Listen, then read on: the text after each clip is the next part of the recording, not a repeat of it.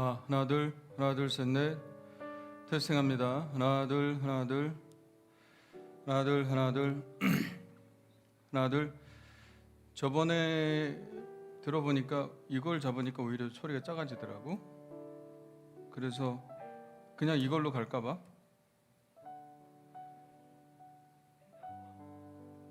해볼까?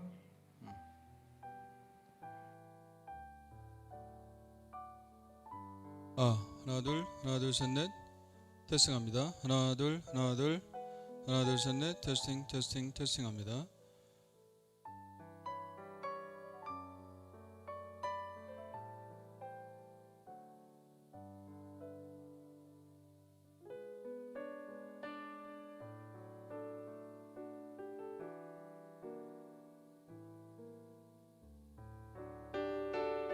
이거 하나 둘 테스팅합니다.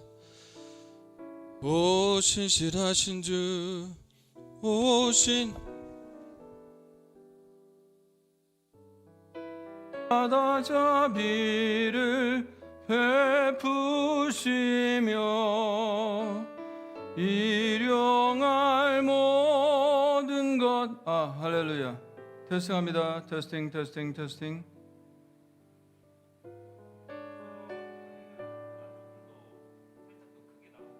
거기서 피크가?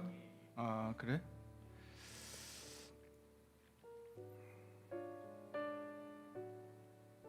뭘로 하지? 그냥 이걸로 노래해도 되겠어?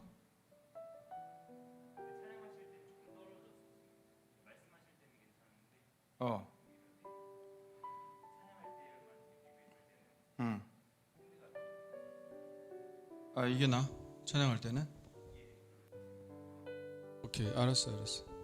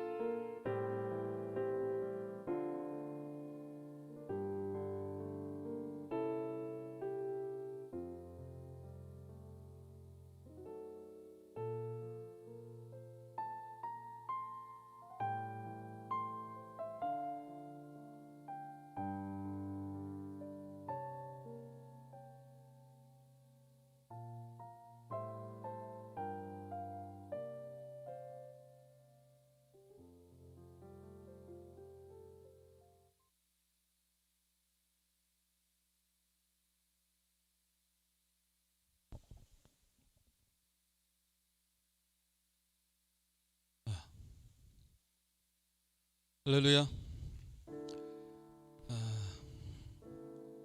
오늘도 이렇게 온라인으로 예배를 드리게 되었습니다. 보고 싶군요. 많이 보고 싶습니다. 여러분들 얼굴도 여기 쫙 나왔으면 좋겠다, 이런 생각을 하게 되는데요.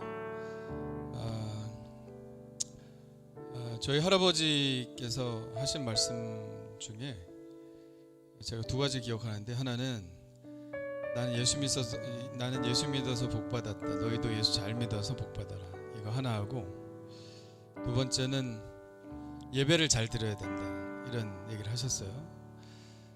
그 예배를 잘 드려야 한다는 것 중에 세 가지가 있는데, 하나는 정좌, 그리고 정청, 정시, 이렇게 세 가지 얘기하셨어요. 똑바로 앉아서 예배 드릴 때는 똑바로 앉아서 똑바로 잘 보고 또 잘 듣고 그래야 한다, 이렇게 말씀을 하셨습니다. 그 정좌, 정시, 정청, 이렇게 세 가지 말씀하셨는데요. 가정에서는 아무래도 생활 공간이다 보니까 예배하는데 조금 자유로워지는 경향이 있죠. 예배는 좀 다른 공간입니다. 하나님의 나라, 하늘나라의 공간으로 이렇게 옮겨온 거라고 생각하시면 됩니다. 그래서 오늘 예배는 정말 하나님만 바라보고 하나님께 드리는 그런 예배가 되었으면 좋겠습니다. 바로 앉으시고 바로 들으시고 바로 보시는 그런 예배 되었으면 좋겠습니다. 오늘도 그 사랑으로 주님께서 우리를 감싸 주십니다. 그 사랑을 우리 노래하며 예배로 들어가겠습니다.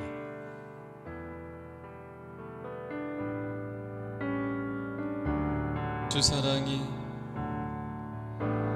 사랑이 나를 숨쉬게 해. 세상 그 어떤 어려움 속에도 주 은혜로 나를 돌보시며 세상 끝날까지 이켜주시네. 주 사랑이 나를 이끄시네. 주 사랑이 나를 이끄시네. 내가 갈 수 없는 그곳으로 주의 사랑 나를 붙드시네. 세상 끝날까지 인도하시네. 주님만이 내 아픔 아시며 주님만이 내 맘 어루만지네. 어느 누구도 나를 향하시 주님의 사랑을 끊을 수 없네. 주님만이 내 능력이시며 주님만이 나의 구원이시네. 어느 누구도 나를 향하시 주님의 사랑을 끊을 수 없네. 조금만 빨리 하겠습니다. 주 사랑이 나를 숨쉬게 해. 세상 그 어떤 어려움 속에도 주 은혜로 나를 돌보시 세상 끝날까지 지켜주시네. 주 사랑이 나를 이끄십니다. 주 사랑이 나를 이끄시네. 내가 갈 수 없는 그곳으로 주의 사랑 나를 붙드시며 세상 끝날까지 인도하시네. 주님만이 내 아픔 아시며 주님만이 내 맘 어루만지네. 어느 누구도 나를 향하신 주님의 사랑을 끊을 수 없네. 주님만이 내 능력이시며 주님만이 나의 구원이시네. 어느 누구도 나를 향하신 주님의 사랑을 끊을 수 없는 주님만이 내 아픔 아시며 주님만이 내 맘 어루만지네. 어느 누구도 나를 향하신 주님의 사랑을 끊을 수 없네. 주님만이 내 능력이시며 주님만이 나의 구원이시네. 어느 누구도 나를 향하신 주님의 사랑을 끊을 수 없네. 어느 누구도 나를 향하신 주님의 사랑을 끊을 수 없네. 할렐루야. 그 어떤 것도 우리가 주님을 예배하는 것을 끊을 수 없습니다. 그 어떤 것도 우리가 주님을 사랑하는 그 고백을 끊을 수 없습니다. 오늘도 예배에 참여하신 여러분 환영합니다. 누가 참여하셨는지 제가 잘 모르거든요. 그래서 여러분 저희가 주일마다 또 예배 인원 체크도 하는데 지난주부터 이렇게 못했어요. 여러분 유튜브 댓글 남기실 수 있으신 분들은 예배 참여했다고 이렇게 좀 남겨주시면 가족들 이름 하나하나 좀 적어주시고 그러면 좋을 것 같습니다. 그래서 우리 함께 예배하고 있다는 느낌을 같이 가졌으면 좋겠어요. 우리 옆 사람하고 한번 인사합시다. 하늘께 오신 여러분 환영합니다. 환영합니다. 환영합니다. 여러분 환영합니다. 우리 하늘교회는 하나님을 모르거나 하나님을 알지만 하나님과 의미 있는 관계를 맺지 못하고 있는 사람들이 하나님과 친밀한 관계를 맺고 하나님 나라를 위한 헌신된 제자로 성장하도록 돕는 공동체입니다. 오늘 예배 가운데 하나님이 함께 하시는 기쁨 여러분 가정에 또 교회에 충만하게 되기를 간절히 축원합니다. 우리 다 같이 일어나셔서 하나님을 찬양하시겠는데요. 먼저 큰 박수로 우리 하나님께 영광 돌리고요. 우리 하나님 찬양하겠습니다. 큰 박수로 영광 돌리겠습니다. 할렐루야. 우리 손 높이 들고 주님을 찬양합시다. 여러분이 어디 있든지 주님은 지금 여러분과 함께 하십니다. 할렐루야. 주의 영광 이곳에 가득해 우린 선의 주님과 함께 찬양하며 우리는 전진하리. 모든 열방 주 볼 때까지 내 눈 주의 영광을 보내. 내 눈 주의 영광을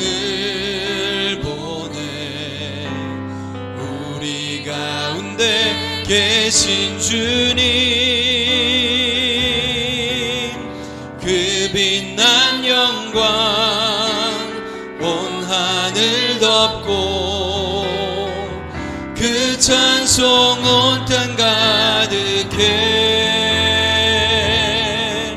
내 눈 주의 영광을 보네 찬송 가운데 계신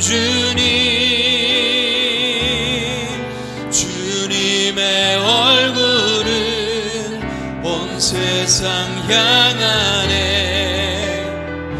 권능의 팔을 드셨네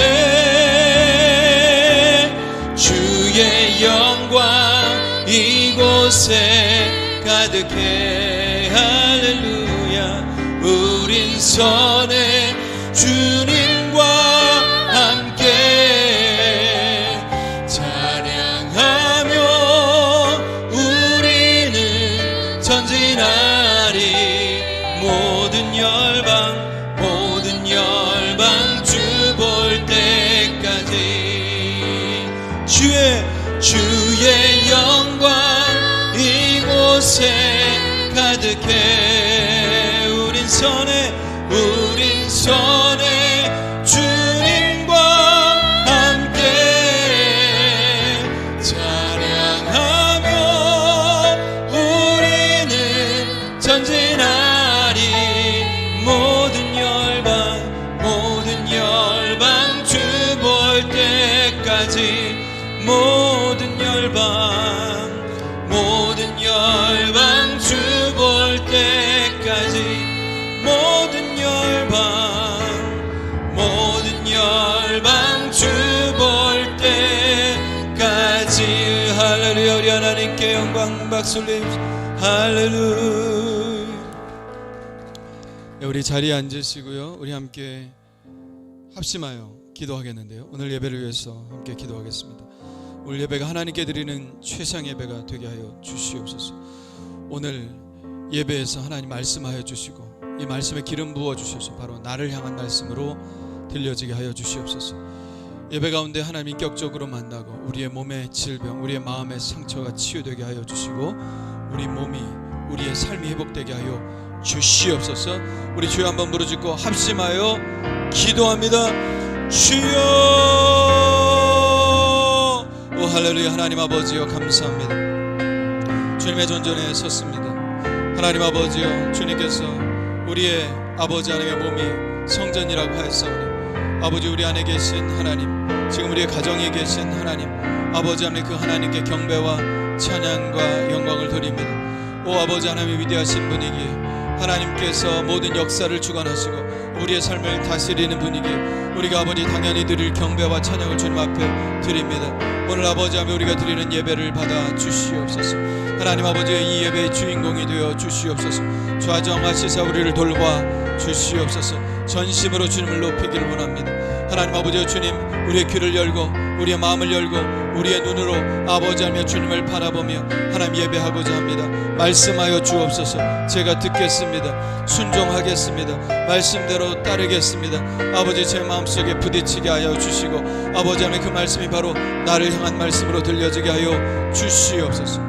하나님 아버지요 오늘 예배 가운데 아버지 주님을 꼭 만나고 싶습니다 주님의 아버지의 그 품 안에 뛰어들고 싶습니다 하나님 아버지여 그 품 안에서 우리의 모든 상처가 치유되고 아버지 우리의 마음이 회복되고 우리의 몸의 모든 고통도 치유될 줄 믿사오니 하나님 아버지 오늘 우리를 보듬어 주시고 힘 주셔서 아버지 우리 세상에서 나가 승리할 수 있는 아버지 그런 마음가짐으로 바뀔 수 있도록 우리를 고쳐주시고 우리를 치유하여 주시옵소서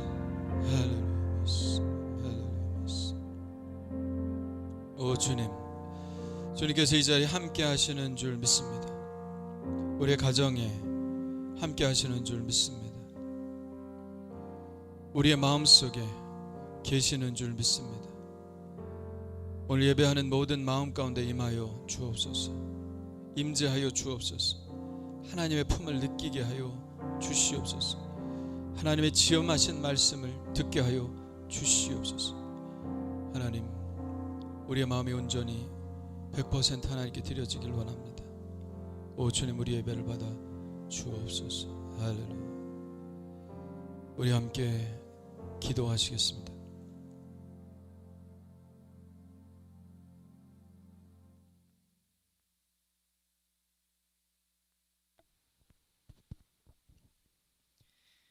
좋으신 하나님, 우리가 어떤 상황에 있든지 언제나 변함없이 우리 예배를 기뻐 받아주시니 감사합니다.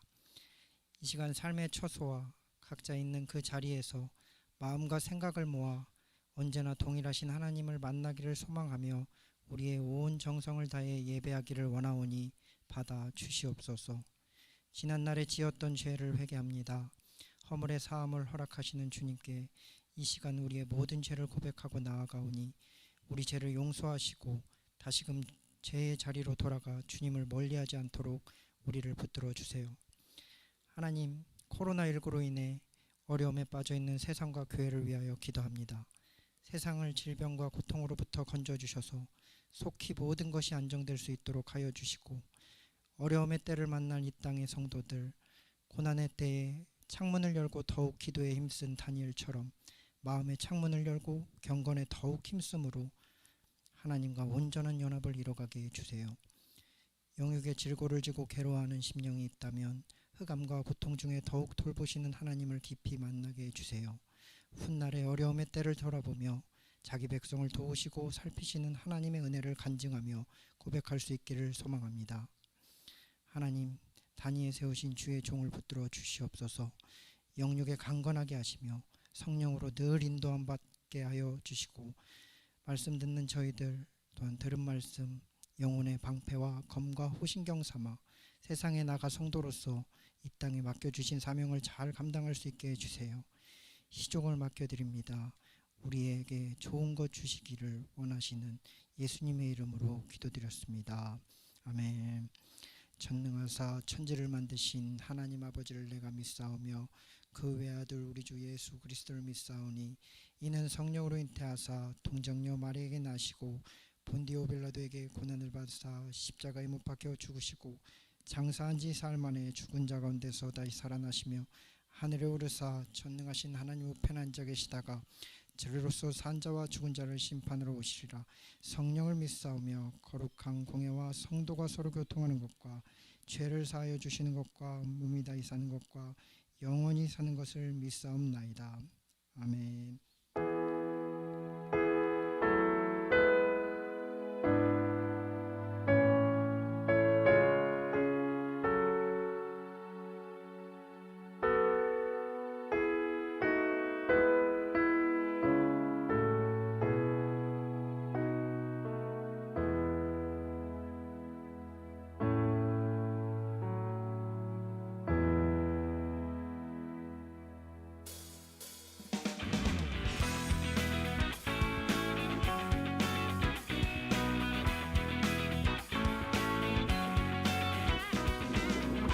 하늘교회 오신 방문자분들과 슬가족 여러분들을 따스한 주님의 사랑으로 환영합니다.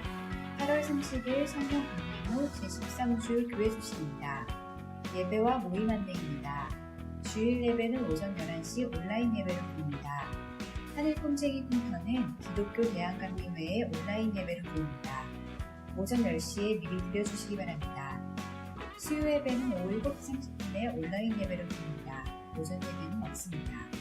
새벽 기도회는 매일 말씀 묵상으로 나눔을 대신합니다.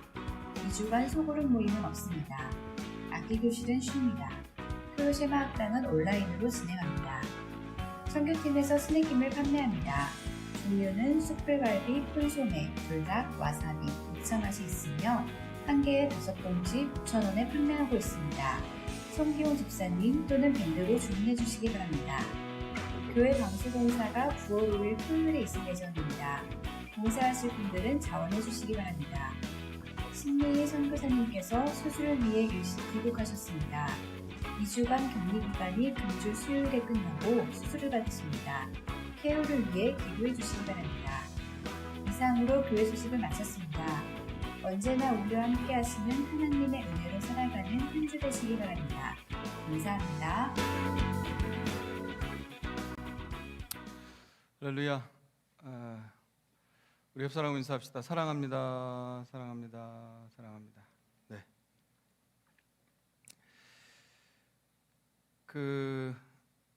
예배가 다음 주에는 어떻게 될까 궁금하신 분들 계실 텐데요. 사실 저도 궁금합니다.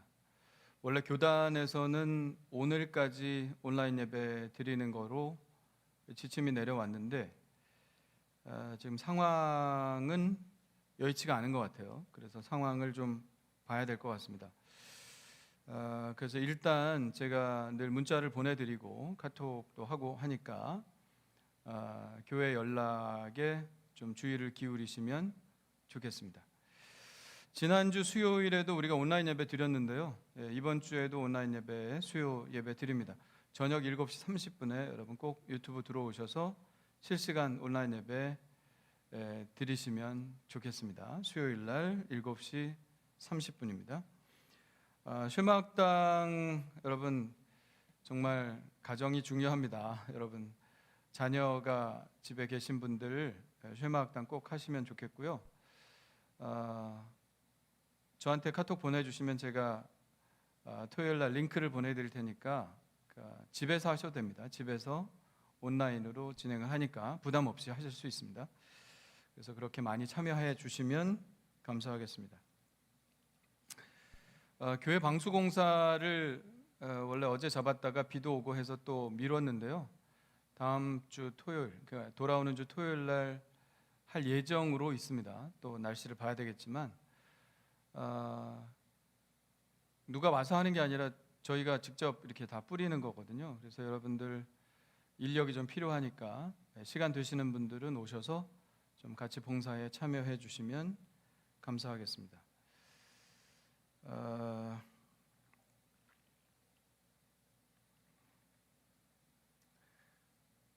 네, 신미성 교사님 이번 주 수요일 날 2주 격리 끝나고 이제 수술하러 가시는데 위에서 기도 많이 해주시고요. 그리고 우리 이유순 집사님도 지난주에 다리 수술을 하셨거든요. 위에서 빨리 쾌유되시도록 지금 기부스 하시고 아마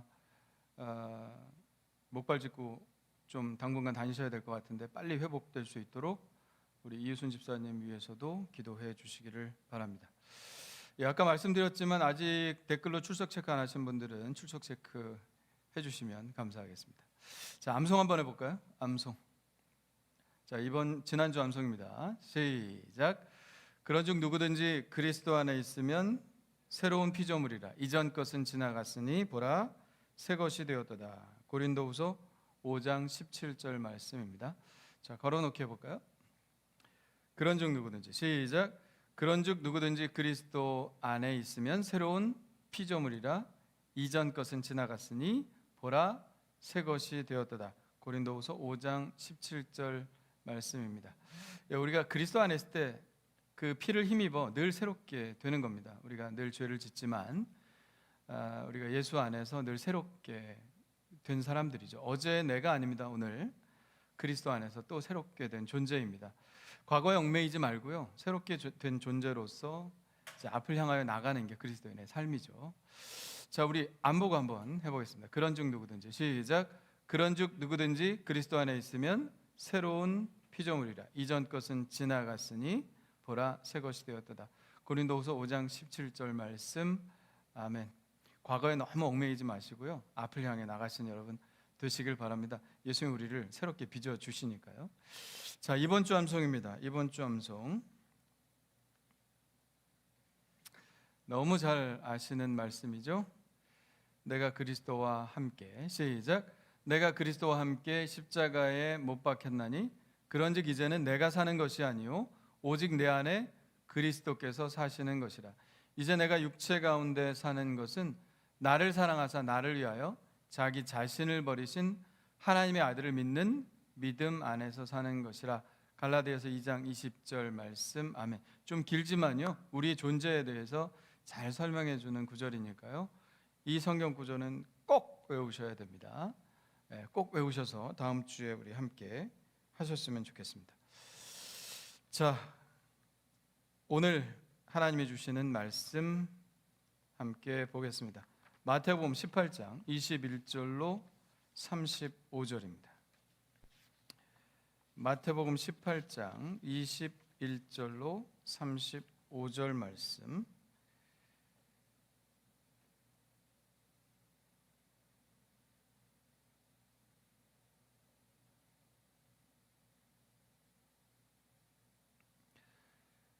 마태복음 18장 21절로 35절 말씀입니다.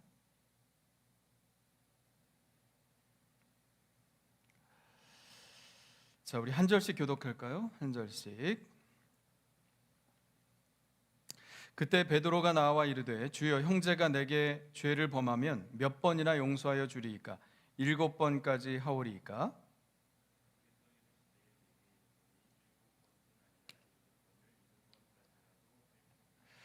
그러므로 천국은 그 종들과 결산하려 하던 어떤 임금과 같으니 갚을 것이 없는지라 주인이 명하여 그 몸과 아내와 자식들과 모든 소유를 다 팔아 갚게 하라 하니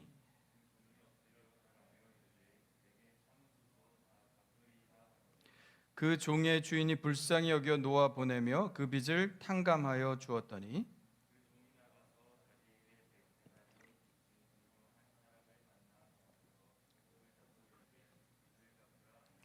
그 동료가 엎드려 간구하여 이르되 나에게 참아 주소서 갚으리이다 하되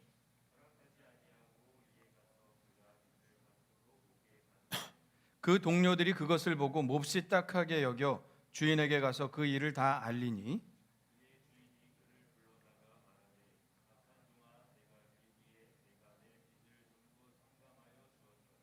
내가 너를 불쌍히 여김과 같이 너도 내 동료를 불쌍히 여김이 마땅하지 아니하냐 하고 다 같이 너희가 각각 마음으로부터 형제를 용서하지 아니하면 나의 하늘 아버지께서도 너희에게 이와 같이 하시리라. 아멘. 자, 우리 옆 사람에게 인사합시다. 당신은 복 있는 사람입니다. 당신은 복 있는 사람입니다. 자기에게 얘기해 주십시오. 나는 복 있는 사람입니다. 나는 복 있는 사람입니다. 아멘. 자, 베드로가 예수님께 질문을 했습니다. 주여 형제가 제게 죄를 범하면 몇 번이나 용서하여 주리이까? 7번까지 하오리이까? 베드로가 갑자기 뜬금없이 질문을 던진 것은 아니고요. 예수님이 좀 전에 어떤 말씀을 하셨냐면 교회에서 잘못을 저지른 사람들을 어떻게 치리할 것인가 이런 이야기를 하셨어요. 물론 자기의 잘못을 회개하지 않는 사람들에 대해서 어떻게 할 것인가 이런 얘기를 하셨어요. 그런데 만일 그 사람이 회개를 하면 어떻게 해야 할 것인가 이런 질문이 베드로의 마음에 생겨나게 된 것이죠. 그렇지 않습니까? 죄를 회개하지 않은 사람들은 그냥 상종하지 않으면 됩니다. 그런데 잘못을 인정하고 회개하는 사람들에 대해서는 좀 달라야 되겠죠. 용서하고 받아들여야 합니다. 그런데 문제는 자꾸 그러면 어떻게 하느냐 이런 거죠. 자꾸 죄를 범하고 용서해달라 그러고 또 죄를 범하고 용서해달라 그러고 자꾸 이게 반복되면 거기에 대해서 예수님께서 또 어떤 원칙을 가지고 계신지 궁금해서 베드로가 예수님께 질문을 한 것입니다. 주의 형제가 내게 죄를 범하면 몇 번이나 용서하여 주리이까?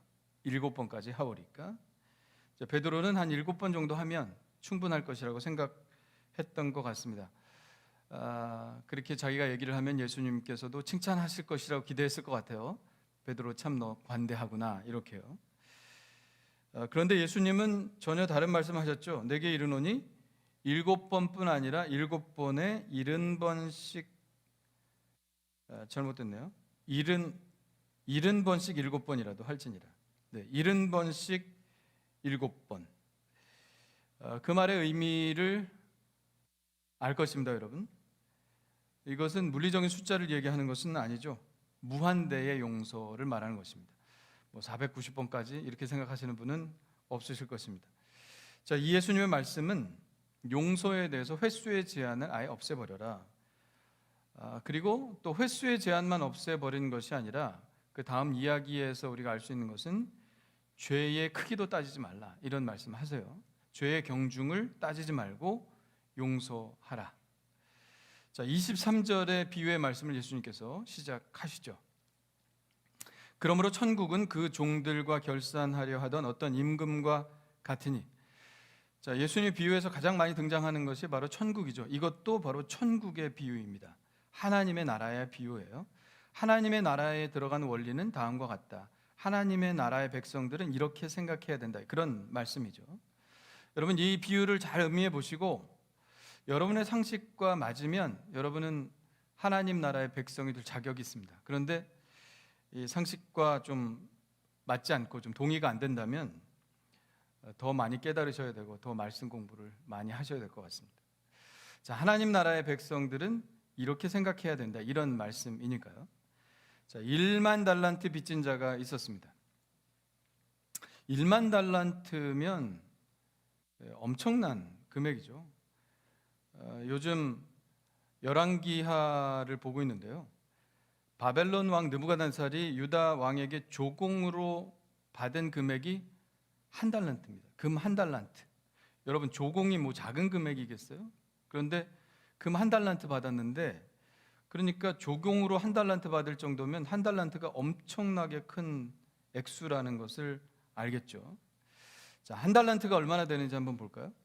1달란트를 5,000데나리온이라고 합니다. 신약 시대의 1데나리온이 노동자의 하루 품삯이니까 요즘으로 하면 1데나리온은 한 10만 원 정도 맞습니까? 뭐 최저시급해서 뭐 이렇게 하면 한 10만 원 정도로 잡고, 1달란트는 10만 원 곱하기 5천 데나리온이니까요. 그러면 5억 원이 됩니다. 1달란트가 5억 원이에요. 그러니까 1만 달란트는 5억 원 곱하기 만 하면 되겠죠. 그러면 1만 달란트면 우리나라 현재 돈으로 5조 정도 됩니다. 자, 5조면 상상이 갑니까? 노동자가 5천만 일 동안 일해야 되는 돈이에요. 그러니까 연수로 따지면 13만 7천 년 동안 13만 7천 년 동안 살지도 못하겠지만 13만 7천 년 동안 벌어야, 안 쓰고 벌어야 얻을 수 있는 돈입니다. 엄청난 돈이죠. 개인으로서 보기에는 상상할 수 없는 돈입니다. 자, 그런데 이 종에게 이 돈을 갚을 능력이 있을까요? 갚을 능력이 전혀 없습니다. 자기의 모든 것들을 다 팔아도 갚을 수 있는 액수가 아닙니다. 심지어 처와 자식들 모든 소유를 팔아도 돈을 갚을 길이 없습니다. 자, 그러면 어떻게 해야 되죠? 어떻게 해야 됩니까? 빌 수밖에 없습니다. 네, 다른 방법 없잖아요. 딱 하나밖에 없습니다. 주인이 그 빚을 탕감해 주는 것밖에는 방법이 없습니다. 그래서 그 주인 앞에서 엎드려 절하며 용서를 구한 것이죠. 자, 그런데 그렇게 울고 불며 비는 모습을 보니까 불쌍한 거예요. 그래서 이 주인이 빚을 다 탕감해 주었습니다. 빚을 받아야 되는 사람이 안 받아도 된다고 하니까 이게 해결이 된 거잖아요. 얼마나 기쁩니까? 그런데 빚을 탕감해 준 관건이 뭐였어요? 관건이 바로 이 주인의 불쌍히 여기는 마음이었습니다. 주인에게 불쌍히 여기는 마음이 안 생겼다면 그냥 감옥에 쳐넣었겠죠. 그런데 불쌍히 여기는 마음이 주인의 마음에 생겼어요. 그래서 모든 빚이 탕감되었습니다. 해피엔딩이죠. 자, 여기서 이야기가 끝나면 좋겠는데 진짜 이야기는 다음에 나옵니다. 예수님이 이 이야기를 하고 싶으셨던 것이죠. 빚을 탕감받은 그 종이 마침 길을 가다가 한 사람을 만났는데요. 자기 동료였습니다. 동료니까 같은 종끼리입니다. 그런데 그 동료가 자기에게 100데나리온을 빚진 사람이에요. 100데나리온은 한 데나리온이 하루 품삯이니까 뭐 100일 동안, 한 석 달 동안 열심히 벌면 될 수 있는 정도의 금액입니다. 뭐 석 달 월급이 적다는 게 아니라 아까 13만 7천 년 동안 벌어야 얻을 수 있는 돈에 비하면 아무것도 아니란 얘기죠. 그런데 갑자기 그 동료를 만나자 목을 이렇게 붙드는 거예요. 자, 어떤 마음이었을까요? 내가 지금 돈 때문에 이런 수치를 겪었는데 너 나한테 돈을 안 갚아? 너도 한번 당해봐. 뭐 이런 심정이었겠죠. 자, 좋은 마음이었을까요? 아무리 돈 때문에 자기가 시달렸어도 자기는 지금 방금 다 탕감 받았잖아요. 그 은혜를 받았잖아요. 그걸 기억한다면 이럴 수는 없죠. 물고기의 기억력이 3초라고 합니다. 그는 마치 붕어처럼 자기가 용서받았다는 사실을 금방 까맣게 잊어버렸습니다. 멱살을 잡고 막 뒤흔들면서 돈을 달라고 하니까 그 종도 앞서 그 종이 용서를 구했던 것 같이 똑같은 대사로 용서를 구합니다. 나에게 참아주셔서 갚으리이다. 29절에 얘기하고 있죠. 그러나 그 마음속에는 불쌍히 여기는 마음이 없었어요. 그렇게 사정함에도 불구하고 그는 불쌍히 여기는 마음이 없어서 빚을 갚을 때까지 너 감옥에 들어가 있어. 감옥에 쳐넣어 버렸습니다. 그런데 이 일이 안 알려질 리가 없죠. 또 다른 종들이 이 사건을 처음부터 끝까지 주시했습니다. 그리고 상식적으로 생각했겠죠. 야, 이 사람은 자기가 엄청난 대가를 치르고도 못 갚을 그 엄청난 빚을 탕감받았는데도 불구하고 왜 이 자기 동료의 종의 빚은 탕감해 주지 않는가? 말도 안 된다. 그들이 가만히 있을 리가 없습니다. 그래서 주인에게 이 사실을 다 알렸죠. 그 이야기를 들은 이 주인이 어떻게 하겠습니까? 요즘 말로 빡친다 이런 얘기를 하는데 막 화가 났겠죠. 그 종을 다시 불러와라 그럽니다. 이 악한 종아, 내가 빌기에 내가 내 빚을 전부 탕감하여 주었거늘 내가 너를 불쌍히 여긴 것 같이 너도 내 동료를 불쌍히 여기지 마땅치 아니하냐. 그리고 가차없이 빚을 다 갚도록 감옥에서 나오지 못할 줄 알아라. 그럼 감옥에서 나올 수 있겠습니까? 감옥에서 나올 수 없죠. 영원히 그 감옥에서 빠져나올 수 없는 처지가 되었습니다. 자, 이 비유를 마치시고 주님은 결론적으로 이렇게 말씀하십니다. 우리 같이 한번 읽어볼까요? 너희가 시작. 너희가 각각 마음으로부터 형제를 용서하지 아니하면 나의 하늘 아버지께서도 너희에게 이와 같이 하시리라. 아멘. 자, 이게 예수님의 결론이에요. 우리는 모두 하나님 앞에 동일한 죄인에 불과합니다. 그것도 엄청난 죄를 지은 사람들입니다. 비유로 13만 7천 년을 일해야 갚을 수 있는 죄라면 우리가 하나님 앞에서 우리가 지은 죄를 갚을 수 없다는 그런 말씀이겠죠. 하나님께 대한 우리의 죄가 이와 같이 너무나 크다는 것입니다. 우리가 지은 죄에 대한 대가를 우리가 치른다는 것은 불가능하고 우리가 그럴 능력이 없죠. 우리가 아무리 선행을 많이 한들 우리의 죄가 사해질까요? 우리 자신들에게 고통을 가하고 바늘로 우리의 살을 찌르는 고행을 한다고 우리의 죄가 사해질까요? 가부좌를 하고 평생 눕지 않고 수행을 한들 우리의 죄가 다 갚아질까요? 그 고행이 주님께 어떤 의미가 있을까요? 별 의미가 없지 않을까요? 주님은 분명히 말씀하셨습니다. 죄의 삭은 수행도 아니고 선행도 아니고 고행도 아니고 죄의 삭은 사망이라고 분명히 성경에 말씀하십니다. 죄에 대한 대가는 죽음뿐입니다. 이것이 하나님의 법칙이죠. 지금은 고인이 되셨지만 성철 스님 아시죠? 우리나라 불교계를 이끌었던 성철 스님이 자신의 깨달음에 대해서 열반송이다. 그래서 요 식구 하나를 남기셨는데 이런 구절입니다. 일생 동안 남녀의 무리를 속여서 하늘을 넘치는 죄업은 수미산을 지나친다. 수미산은 한계가 없는 산입니다. 산처럼 무간 지옥에 떨어져서 그 한이 만갈래나 되는도다. 둥근 수레바퀴 불금을 내뱉어서 푸른 산에 걸렸다. 그는 죽기 전에 이렇게 노래하고 죽었습니다. 이것이 그의 열반송이죠. 그는 죽을 때까지 눕지 않고 가부좌를 하고 살았지만 자신의 죄를 어떻게 할 수가 없었습니다. 수미산처럼 높은 자신의 죄를 해결할 수 없었습니다. 그 죄업을 안고 지옥으로 떨어질 수밖에 없다고 고백을 한 것이죠. 하나님의 법칙대로라면 우리 모든 사람은 무간지옥으로 떨어지는 것이 당연하지만 성경은 하나님께서 우리를 불쌍히 여기셨다고 말씀하고 계십니다. 그래서 하나님이신 예수 그리스도께서 사망의 피로 우리의 죄의 값을 갚으신 것입니다. 그렇게 우리의 그 어마어마한 죄가 도저히 갚을 수 없는 그 죄가 예수 그리스도의 피로 다 용서되었습니다. 그것이 바로 복음이죠. 자, 그렇다면 그 복음은 이제 우리에게로 좀 향해져야 합니다. 자, 우리가 하나님께 지은 죄도 있지만 또 사람들이 우리에게 지은 죄도 있을 거 아닙니까? 사람들이 우리에게 지은 죄에 대해서는 어떠할까요? 하나님 앞에서 그것은 아무것도 아니죠. 독생자 예수 그리스도를 죽이면서까지 우리의 죄를 용서하신 그 사랑에 비하면 우리에게 죄 지은 자의 그 죄는 사실 별거 아닐 경우가 많이 있습니다.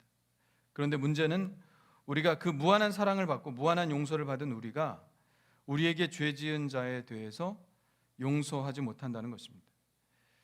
베드로도 최고의 선심을 써서 그저 7번 정도의 용서를 제안했을 뿐입니다. 우리는 과연 동일한 죄를 짓고 계속해서 용서를 구한다면 얼마만큼의 용서를 할 수 있을까요? 7번은 가능할까요? 아마 7번도 못할걸요.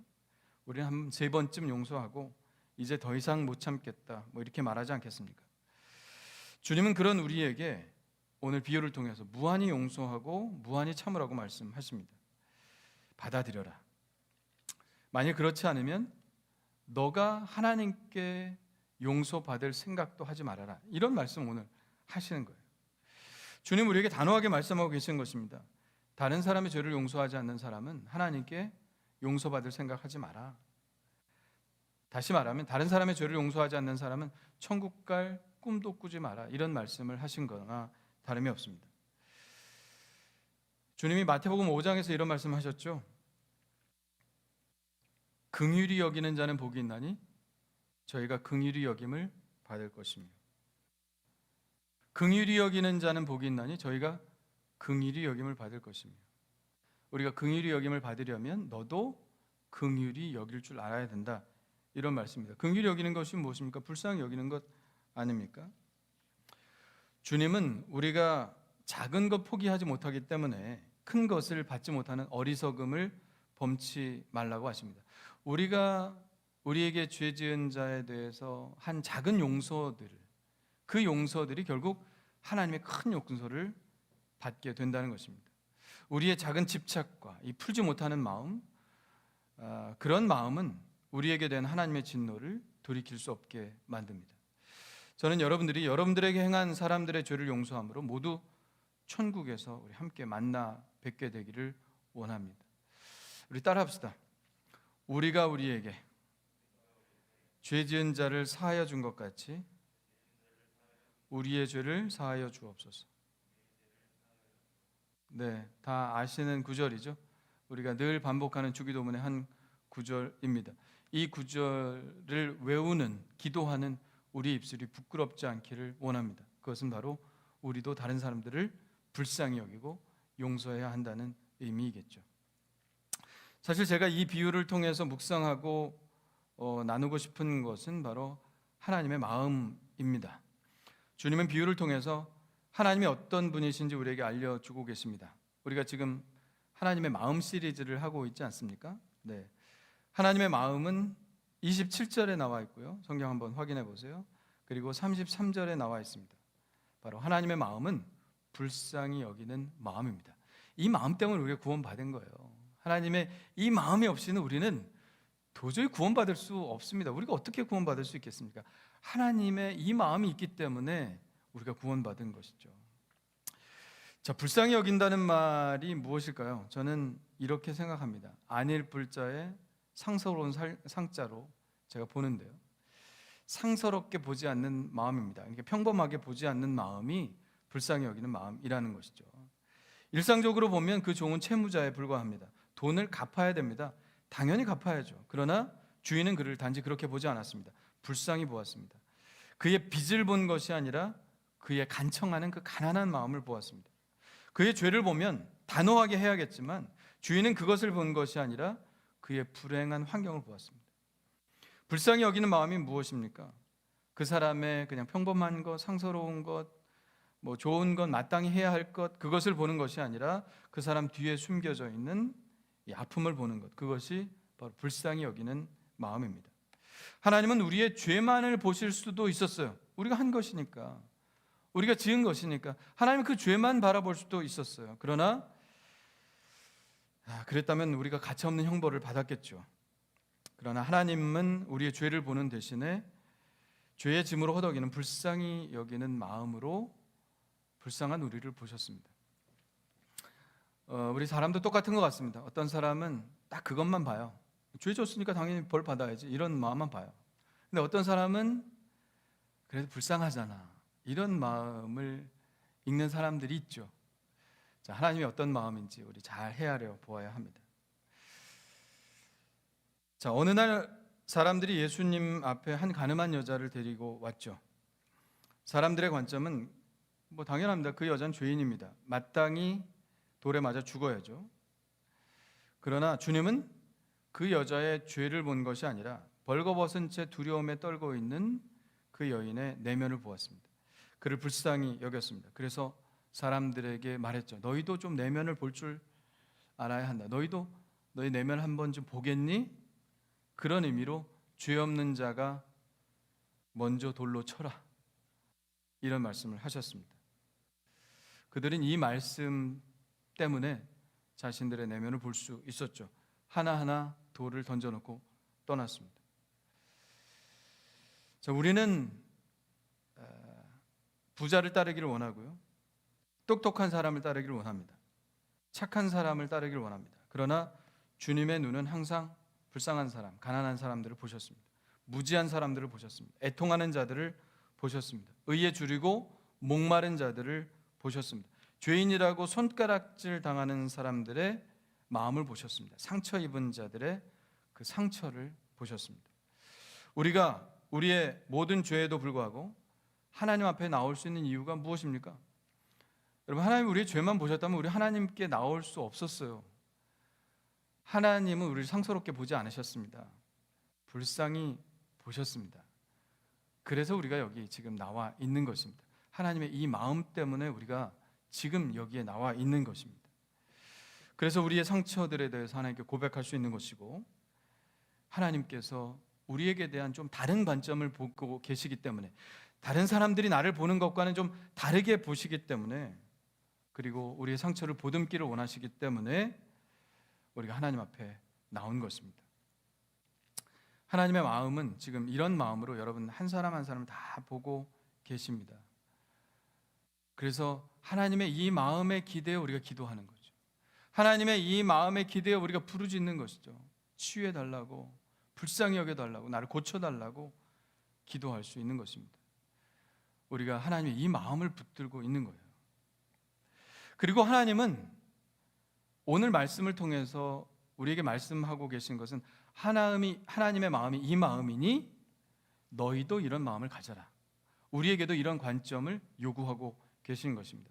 33절 말씀입니다. 내가 너를 불쌍히 여김같이 너도 내 동료를 불쌍히 여김이 마땅하지 아니하냐. 이게 당연하지 않느냐는 거죠. 이게 마땅하지 않느냐는 것이죠. 여러분, 하나님이 여러분의 죄를 용서해 주신 것을 여러분 믿습니까? 용서해 주셨다는 사실을 여러분 믿습니까? 믿는다면 우리도 이렇게 해야 한다는 것이죠. 이게 당연하다는 것이죠. 어제 동아일보에 이런 제목의 기사가 났더라고요. 망해버려라, 당장 떠나라, 끝없는 비난, 갑자기 죄인이 됐다. 부제는 코로나보다 무서운 확진자 낙인, 20년 맛집의 눈물. 아마 글쎄요, 동아일보 지금도 나오고 있는 것 같은데요. 이 기사를 잠깐 소개하자면, 먼저 인식조사가 나옵니다. 유명순 서울대 보건대학원 교수팀이 코로나19의 인식조사를 했는데, 코로나에 대한 공포심리 가운데 가장 강력한 것이 무엇이냐, 그러니까 코로나 때문에 제일 두려운 것이 무엇이냐 하는 질문을 했는데, 첫 번째가 뭐냐 하면 주변으로부터 받을 비난과 피해가 두렵다는 것이었습니다. 그리고 두 번째는 다시 감염될 수도 있다는 두려움, 세 번째는 완치되지 못할 수도 있다는 두려움. 자, 코로나는 질병인데 두 번째, 세 번째가 원래 먼저 나와야 정상입니다. 그런데 지금 우리의 주변의 상황이 그렇지 않다는 거예요. 제일 무서운 게 뭐냐면 주변으로부터 받을 비난과 피해가 제일 무섭다는 것이죠. 자, 한 예로 김호섭 씨라는 분은 전주에서 죽도 민물 매운탕이라는 음식점을 하는 분이었는데 코로나 확진이 되자 졸지 식당은 코로나 식당이 되었습니다. 식당 앞을 지나가는 사람들이 이 집 코로나래, 이 집 코로나래, 이게 손가락질하고 사라지죠. 그가 다녔던 모든 동선이 공개되었고 꾸준히 다니던 헬스장, 슈퍼마켓, 병원 등이 공개되었습니다. 부인과 아들, 처제, 손자, 헬스장 직원 등 김 씨와 접촉한 16명이 격리가 되었습니다. 코로나는 생각도 못했는데 매일 다니던 곳, 늘 만나던 사람에게 이렇게 폐를 끼치다니 몸이 아픈 것보다 그들에게 폐를 끼쳤다는 생각에 더 마음이 아팠습니다. 누구나 다 그런 마음일 것입니다. 그러나 좀 낙관적으로 생각했대요. 몸이 다 나으면 괜찮아지겠지, 다 제자리로 돌아오겠지, 이렇게 생각을 했습니다. 그러나 그렇지 않았습니다. 회복이 되고 다 나았는데도 그렇게 잘 되던 식당에 손님이 딱 끊겼고요. 신문 배달원도 신문을 끊지도 않았는데 신문 배달원이 신문을 넣지 않게 되었습니다. 다른 식당 음식을 시켜 먹으려고 해도 치킨이나 피자나 주소를 이야기하면 거긴 배달하지 않습니다. 이렇게 나오더라는 거죠. 몸이 불편할 때마다 방문했던 병원에서는 굳이 올 필요 없습니다. 증세를 알려주시면 처방전을 약국에 넘기겠으니 약국에서 약 타다 드세요. 이렇게 했습니다. 하루에도 전화를 100통 넘게 받은 적도 있다고 합니다. 빨리 되져라, 망해버려라, 당장 전주에서 떠나라, 이런 욕설과 막말이 쏟아졌습니다. 김 씨의 부인은 이런 소리까지 들었다고 그래요. 너희 남편이 신천지 여자랑 어디서 널브러졌다 온 것이 아니냐, 이런 막말까지 쏟아냈다고 합니다. 아마도 음식점을 이용했던 사람들이 자기도 하마터면 걸렸을 뻔했기 때문에 그런 것이겠죠. 그래도 이건 좀 너무하지 않습니까? 김 씨 부부는 바이러스를 없애야 한다는 강박에 일주일에 한 통씩 소독제를 다 써버립니다. 손이 하얗게 다 벗겨질 정도로 문지르고 또 문지릅니다. 가만히 앉아있으면 심장이 쿵쿵쿵쿵 뛰고요. 자다가 벌떡 일어나 한숨을 쉬는 버릇도 생겼습니다. 하루 종일 방 안을 빙빙 돌기만 한 적도 있습니다. 코로나19는 나았지만 새로운 병이 생겼습니다. 결벽증, 수면장애, 공황장애, 우울증까지 생겼습니다. 코로나는 금방 나았지만 평생 낫지 않는 병이 여러 가지가 생긴 것이죠. 여러분, 코로나 걸린 사람이 가해자입니까? 일부러 걸렸습니까? 일부러 다른 사람들에게 걸리라고 그렇게 하고 다녔습니까? 아니지 않습니까? 코로나에 걸린 사람도 피해자입니다. 코로나에 걸린 사람은 피해자예요. 걱정해주고 불쌍히 여겨주고 기도해주고 도와줘야 될 사람입니다. 지나친 공포심에 사로잡혀서 코로나 환자들을 벌레 보듯 하고 전염병 보듯 하면 되겠습니까? 완치가 다 되었는데도 여전히 그렇게 전염병 취급을 해서야 되겠습니까? 자기 건강만 귀하고 남의 마음에 상처받는 것은 생각하지 않습니까? 그 유세비우스의 교회사라는 책을 보면 로마 시대에 전염병이 창궐할 때 아무도 환자들을 돌보지 않았대요. 그냥 다 자기가 알아서 죽든지 살든지. 그런데 그 전염병에 걸린 사람들을 돌본 유일한 집단이 있었답니다. 누구겠습니까? 바로 기독교인들이죠. 오직 기독교인들만 그들을 찾아가서 먹을 것을 주고 그리고 그들을 돌봤다는 기록이 있습니다. 그 때문에 기독교인들이 그 환자들을 돌보다 많이 죽었지만 자기를 희생하면서까지 그 죽어가는 사람들을 돌봤다는 것이죠. 오직 기독교인들만이 그렇게 했다는 것입니다. 왜 그랬을까요? 하나님께서 나 같은 죄인을 불쌍히 여기셨듯이 그들을 불쌍히 여긴 것 때문 아닐까요? 이 마음이 그들에게 있었던 것이죠. 지금은 여러분들이 그럴 필요가 없습니다. 다 시스템이 있고 병원이 있고 하니까요. 그러나 중요한 것은 우리의 마음은 어떤가 하는 것입니다. 그 초대교회 기독교인들처럼 동일한 마음이 우리에게 있는가, 아니면 그들에 대한 두려움과 혐오가 자리 잡고 있는가. 나도 걸릴 수 있잖아요. 방역당국이 말합니다. 이제는 언제 어디서 누가 걸려도 이상하지 않다고요? 왜요? 깜깜이 환자가 이미 40% 육박하고 있다고 합니다. 40%. 그러면 이건 뭐 다음 주면 대유행이 일어날 상황인 거죠. 누가 걸려도 이상하지 않은 상황에 우리가 있다는 것입니다. 바이러스에 노출되지 않도록 조심하고 또 조심해야 합니다. 이건 사실입니다. 그러나 병에 걸린 사람까지 혐오하는 데까지 나가서 되겠습니까? 지금 사회 분위기는 혐오를 조장하는 분위기인 것 같습니다. 어쩌다 이 대한민국이 이런 처지까지 되었는지 모르겠어요. 세상 사람들에게는 건강이 최고입니다. 물론 그렇죠? 건강이 최고입니다. 왜요? 이 세상이 끝이잖아요. 이 죽음은 끝이잖아요. 세상 사람들에게는 건강보다 더 중요한 게 없어요. 건강이 최고입니다. 그게 종교예요. 그들에게 있어서는. 그러니까 자기에게 피해 줄 수도 있을지 모르는 사람들에게 극혐하는 것이죠. 이 세상이 끝이라고 생각하는 사람들에게는 자연스러운 것입니다. 그러나 우리 그리스도인들도 거기에 따라가야 합니까? 우리의 최고의 가치는 건강이 아니에요. 우리의 최고의 가치는 주님의 사랑을 실천하는 것입니다. 하나님의 마음, 불쌍히 여기는 마음을 가지고 나아가는 것입니다. 함께 울고 함께 웃으며 공감해주는 마음입니다. 이 마음을 우리 그리스도인들이 잃어버리면 하나님도 우리를 용납해 주시지 않을 것입니다. 오늘 말씀이 그것을 얘기하고 있는 것이죠. 사랑하는 성도 여러분, 우리 좀 호흡을 좀 한번 크게 들이쉬시고요. 좀 세상이 각박해질수록 여유를 좀 가졌으면 좋겠습니다. 좀 생각을 똑바로 했으면 좋겠습니다. 조심은 하되 비난은 하지 말아야죠. 조심은 하되 피해를 받은 사람을 위로해야 합니다. 그리고 다시 일어나서 일상의 삶을 살아갈 수 있도록 도와주고 힘을 줘야 합니다. 우리 그리스도인들이 그런 마음, 이 하나님의 마음을 가질 때 이 세상은 더욱 빨리 코로나의 아픔을 치유하고 서로 보듬으며 다음 시대를 준비할 수 있게 될 것입니다. 불쌍히 여기는 마음, 하나님께서 이 마음을 우리 가운데 회복시켜 주시기를 간절히 축원합니다. 우리 함께 찬양하면서요, 우리 준비하신 예물 드리시고요, 우리 함께 기도하겠습니다. 무슨 기도를 드려야 할까요? 하나님, 우리를 불쌍히 여겨 주옵소서. 레미제라블이란 영화 아시죠? 주여 우리를 불쌍히 여기소서 하는 것입니다.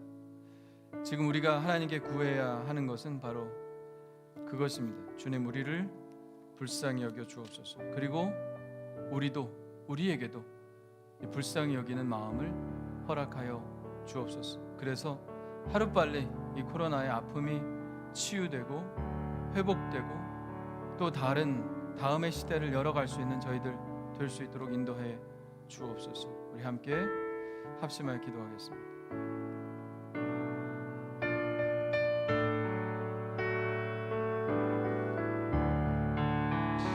내 모든 시험 무거운 짐을 주 예수 앞에 아뢰이면 근심에 쌓인 날 돌아보사 내 근심 모두 맡으시네.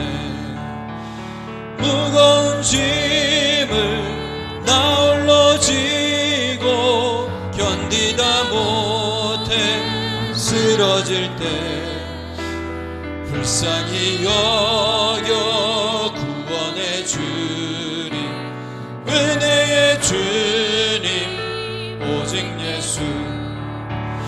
내 모든 괴로움 닥치는 환난 주 예수 앞에 아뢰이면 주께서 친히 날 구해주사 넓으신 사랑 베푸시네. 무거운 짐을 나 홀로 지고 견디다 못해 쓰러질 때 불쌍히 여겨 구원의 주님, 은혜의 주님, 오직 예수. 내 짐이 점점 무거워질 때 주 예수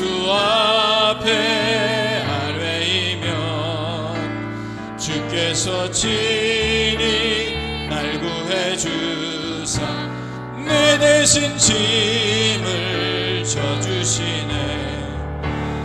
무거운 짐을 나 홀로 지고 견디다 못해 쓰러질 때 여겨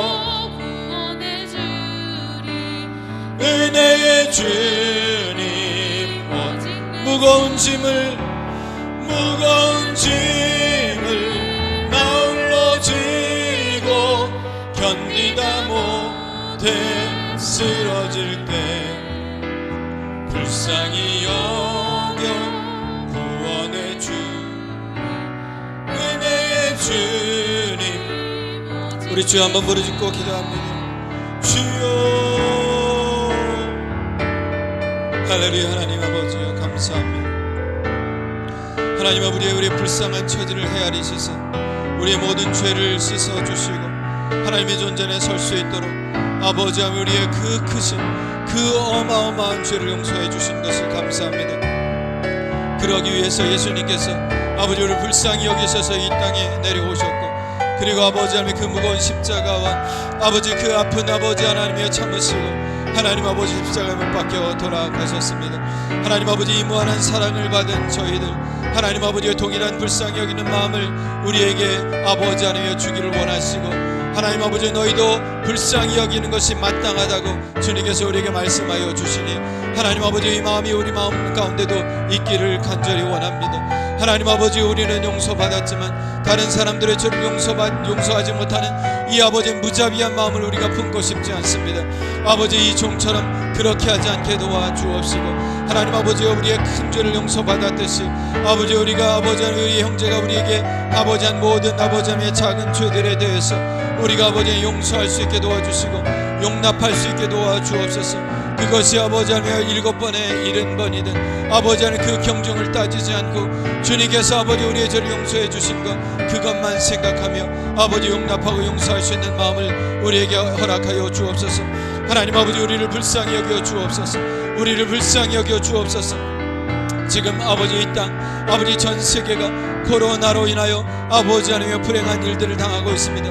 많은 사람들이 죽음을 맛보고 있습니다. 아버지 많은 사람들이 고통을 맛보고 있습니다. 많은 사람들이 비난과 그리고 아버지 따돌림과 하나님 아버지와 아버지 저주에 가까운 말들을 듣고 있습니다. 아버지 많은 사람들이 신뢰하지 못하고 믿지 못하고 아버지 서로를 아버지 하나님의 반목하며 질시하고 있습니다. 아버지 하나님 이것이 언제까지 가게 될 것입니까? 하나님 아버지 하나님 우리의 죄악 때문에 이런 일이 생긴 것이라면 하나님 아버지 우리를 돌이켜 주옵소서. 아버지 우리의 죄를 아버지 용서하고 아버지 하나님 회개하는 자에게 주시는 용서로 우리에게 자비를 베풀어 주시옵소서. 하나님 아버지여 이제 아버지 하나님 이 모든 질병들이 떠나가게 하여 주시고 하나님의 자비하심을 받을 수 있는 저희들 될 수 있도록 주님 인도해 주시옵소서. 할렐루야. 하나님 아버지 우리를 불쌍히 여겨 주옵소서. 하나님 우리를 불쌍히 여겨 주옵소서. 하루빨리 아버지 하나님 이 코로나가 끊어지게 하여 주옵시고 모든 삶이 제자리로 돌아올 수 있도록 하여 주시고 모든 아버지 하나님의 것들이 회복될 수 있도록 하나님 아버지 인도하여 주시옵소서. 아버지를 불쌍히 여겨 주옵소서. 우리를 돌이켜 주시옵소서. 오 주여 하나님 우리를 불쌍히 여겨 주옵소서. 이것밖에 드릴 기도가 없습니다.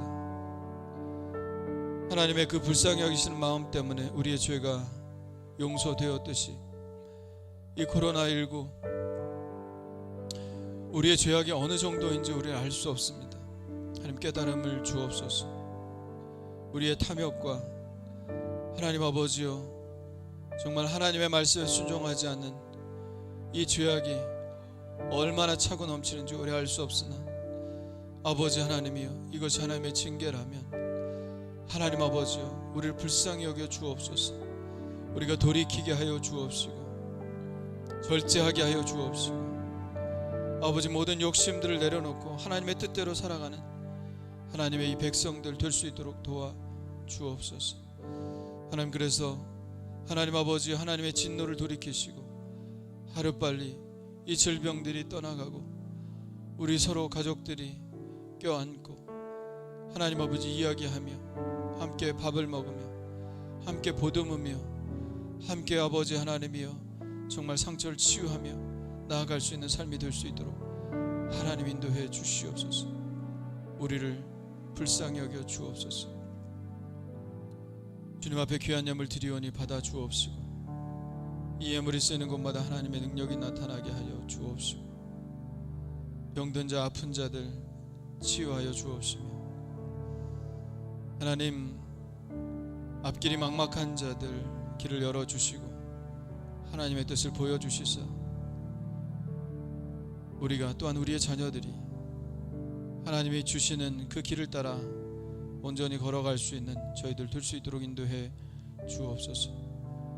11조로 감사로 선교 예물로 1,000번제로 주님 앞에 드립니다. 받아주시고 우리의 간절한 소원과 바람들을 들어 주옵소서. 감사와 찬양과 영광을 주님 앞에 돌려오며 예수님의 이름으로 기도하옵나이다. 아멘. 우리 다 같이 일어나셔서 결단의 찬양 주만 바라볼지라 우리 찬양하시겠습니다.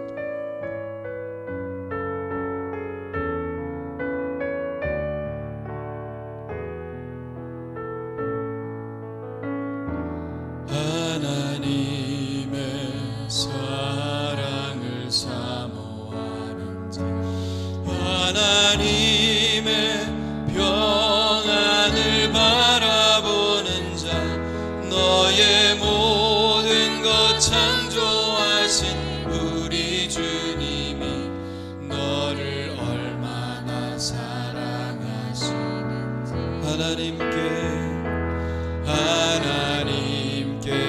찬양과 경배하는 자 하나님의 선하심을 닮아가는 자 너의 모든 것 창조하신 우리 주님이 너를 자녀 삼으신다. 하나님 사랑의 눈으로 너를 어느 때나 바라보시고 하나님 인자한 귀로서 언제나 너에게 기울이시니 어두움에 밝은 빛을 비춰주시고 너의 작은 신음에도 응답하시니 너는 어느 곳에 있든지 주를 향하고 주만 바라볼지라 주만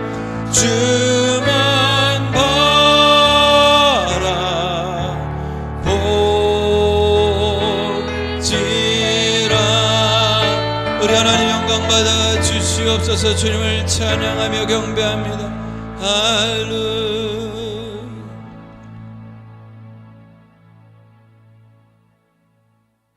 이제는 우리 주 예수 그리스도의 그 크신 은혜와 하나님 아버지의 그 불쌍히 여기시는 그 사랑하심과 성령님이 우리 안에 오셔서 동일한 마음 주셔서 우리에게 죄 지은 자를 불쌍히 여기는 마음을 주신 그 성령님의 함께 하심이 오늘 말씀을 듣고 우리를 불쌍히 여기시기를 바라며 기도하며 또한 우리 안에도 그런 마음이 있기를 간절히 원하는 하늘교회 모든 성도들의 삶 위에 지금부터 영원토록 함께하여 주실 것을 간절히 축원하옵나이다. 아멘.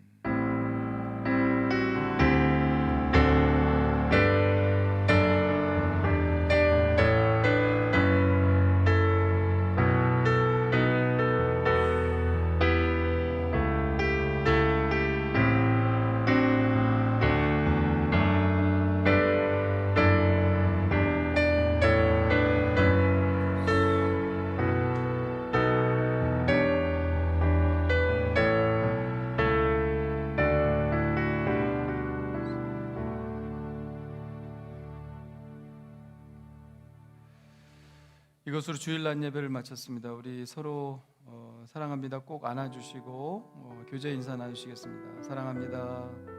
사랑합니다. 하늘교회 성도 여러분 사랑합니다. 늘 평안하시고 건강하시길 바랍니다. 사랑합니다.